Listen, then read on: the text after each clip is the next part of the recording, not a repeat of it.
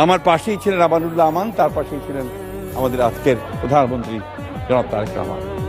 যখন চীনা প্রধানমন্ত্রীকে সঙ্গে নিয়ে ম্যাডাম প্রত্যেকের সঙ্গে পরিচয় করিয়ে দিয়ে যাচ্ছেন, পরিচয় করাতে করাতে যখন ওনার সামনে আসলেন, ম্যাডাম যখন পরিচয় করেন মাই সান তারেক, চীনা প্রধানমন্ত্রী তার দুইটা হাত শক্ত করে তারেক রহমান সাহেবের হাত ধরলেন, ধরে বললেন, carry the flag of your father and mother.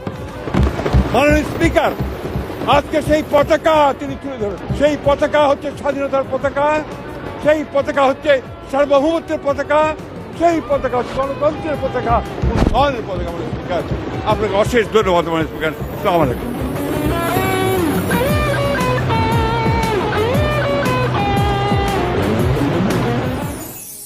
Open media cell.